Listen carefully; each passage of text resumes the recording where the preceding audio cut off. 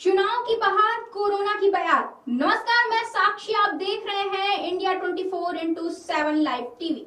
साल 2020 की कोरोना वाली दस्तक साल 2023 में एक बार फिर अपना कोहराम मचाना शुरू कर दिया है।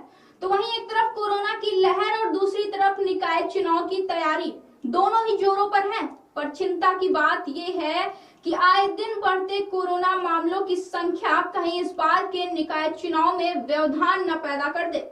निकाय चुनाव को लेकर लगभग तैयारियां पूरी होने की कगार पर हैं। तो वहीं दूसरी तरफ रोज रोज कोरोना मामलों में होने वाली वृद्धि लोगों में घबराने वाली स्थिति बनाती जा रही है। और इस स्थिति को देखते हुए कई सवाल हमने आके खड़े हो रहे हैं कि क्या कोरोना की दस्तक से निकाय चुनावों को टाला जा सकता है, या फिर इस बार सरकार क्या कुछ प्रबंधन कोरोना से निपटने के लिए करने वाली है, और निकाय चुनाव के बीच कोरोना के लिए क्या खासा इंतजाम किए गए हैं कि चुनाव पूरी सुरक्षा को बनाए रखते हुए संपन्न हो जाए।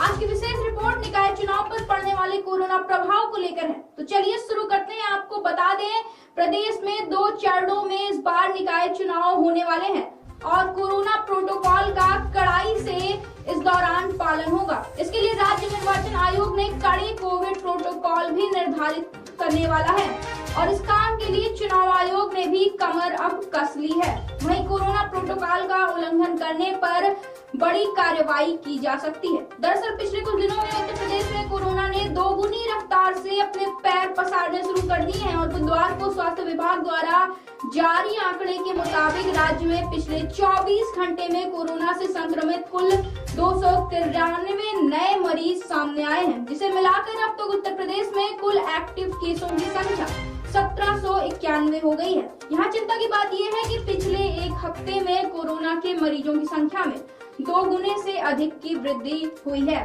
यही वजह है कि राज्य निर्वाचन आयोग कोरोना प्रोटोकॉल और राज्य सरकार द्वारा जारी गाइडलाइंस का कड़ाई से पालन करने के निर्देश दे रहा है।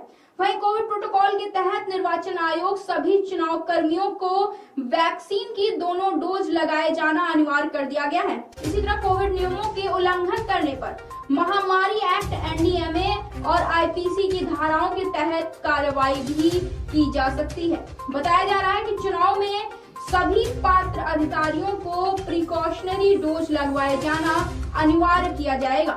आपको बता दें, उत्तर प्रदेश में कोविड मामलों में वृद्धि जारी रहने के साथ ही कुल मामलों की संख्या अब 1791 हो गई है और दिन ब दिन बढ़ते मामले बढ़ते ही जा रहे हैं। वहीं प्रदेश में नए मिले मरीजों में लखनऊ में 97, गौतम बुद्ध नगर में 69, गाजियाबाद में 50 और वाराणसी में 11, तो वहीं आगरा में 14, प्रयागराज में 17, मेरठ में 18, बुलंदशहर में 12, झांसी में 10 और बिजनौर में 16 नए मरीज मिले हैं और अन्य जिलों में भी लगभग 10 के आसपास नए मरीज मिले हैं। मौजूदा समय में 60 जिलों में सक्रिय कोविड मामले हैं। स्वास्थ्य विभाग के आंकड़ों के मुताबिक इनमें से 1 दर्जन जिलों में 1-1 मामला है और 6 जिलों में 2-2 मामले हैं।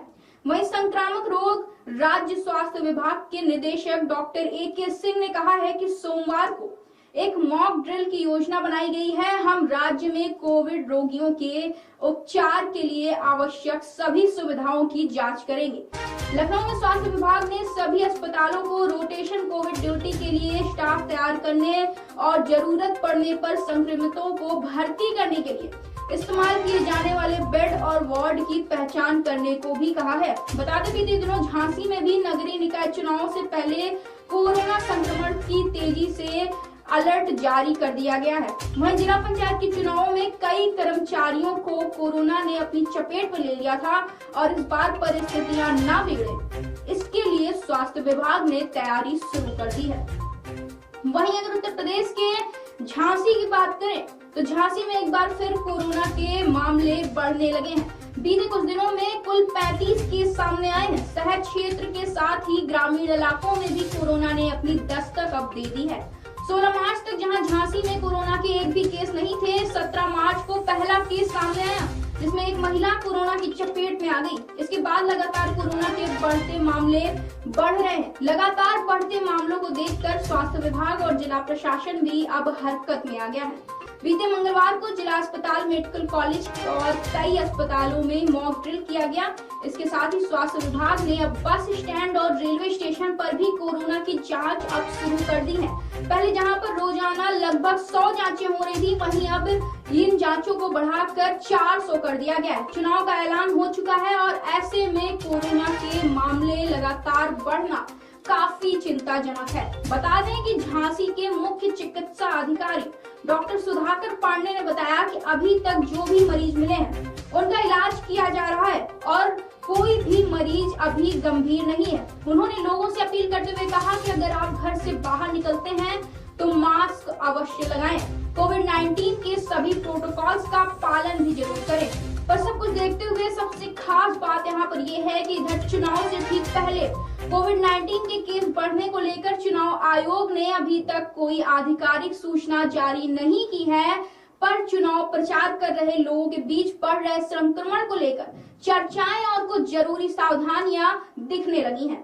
वहीं इस बार निकाय चुनाव को लेकर ADG law and order Prashant Kumar ने बताया कि इस बार उत्तर प्रदेश में 2 चरणों में नगर निकाय चुनाव कराए जाने का निर्णय लिया गया है। प्रथम चरण में मतदान 4 मई को और दूसरे चरण का मतदान 11 मई को कराया जाएगा। पूरे प्रदेश में मतगणना 13 मई 2023 को होगी। इस दौरान कोविड की गाइडलाइन का अनुपालन भी किया जाएगा। बता दें, चुनाव में पीएसी की 110 कंपनी और 49,152 होमगार्ड, वहीं लगभग 16,300 निरीक्षकों की ड्यूटी इस बार चुनाव में लगाई जाएगी। इसके अलावा सीआरपीएफ की 70 कंपनी की भी मांग इस चुनाव में की गई है।